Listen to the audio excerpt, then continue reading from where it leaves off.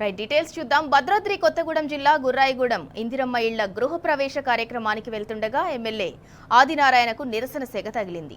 చండ్రగొండ మండలం గుర్రాయిగూడెం నుంచి చండ్రగొండ వెళ్లే రోడ్డు గుంతలమయంగా మారిందని, దానిని బాగు చేయాలని డిమాండ్ చేస్తూ ఎమ్మెల్యేను అడ్డుకున్నారు గ్రామస్తులు. ఇక రోడ్డుపై బైఠాయించి ఆందోళన చేపట్టారు. గత 3 ఏళ్లుగా రోడ్డు అస్తవ్యస్తంగా తయారైందని మండిపడుతున్నారు. వర్షాకాలం వస్తే చాలు రైతులు, గ్రామస్తులు, స్కూల్ పిల్లలు ఆ రోడ్డుపై వెళ్లాలంటే నరకం చూడాల్సి వస్తోందని విరుచుకుపడుతున్నారు.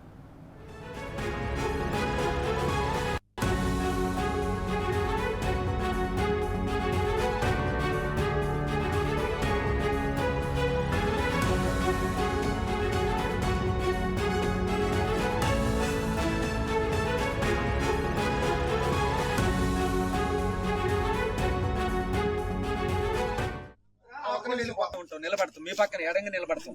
ఆపమని ఆపుతుంది, మీ ముందే మేము మాట్లాడతాం.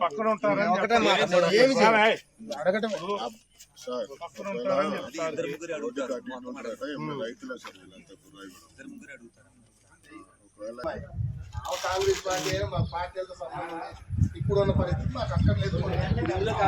అసలు పార్టీ పరంగా కాదు, ఆయన మీద కోపంతో కూడా కాదు.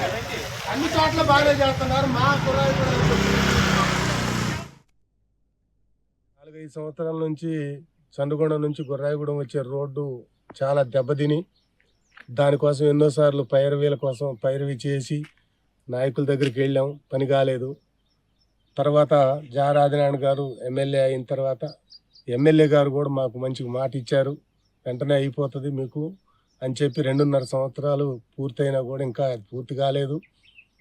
అయితే సార్ కూడా చాలా సానుకూలంగానే చెప్పారు, కానీ ఎన్నిసార్లు పేపర్ ఇచ్చినా కూడా మళ్ళీ లోకల్ నాయకులు ఇక్కడ ఏదో అడ్డం చెప్పడం, వాళ్ళు అయిపోద్దిలే అని చెప్పడం, మేము ఆగిపోవడం, అవుతుందని ఎదురు చూడడం, ఇలా చాలాసార్లు ఎదురు చూడడం జరిగిపోయిన తర్వాత కూడా ఇప్పుడు 2.5 సంవత్సరాలు అయింది, దాదాపు 3 సంవత్సరాలు పూర్తిగా వచ్చింది.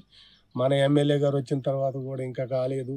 మరి ఆ ఎమ్మెల్యే గారి హయాంలో కాలేదు, ఈ ఎమ్మెల్యే గారి హయాంలో కాలేదు. మొన్న ఒక గర్భిణీ స్త్రీ కింద పడిపోయింది, కింద పడితే ఆవిడ మోకాలకి దెబ్బ తగిలింది.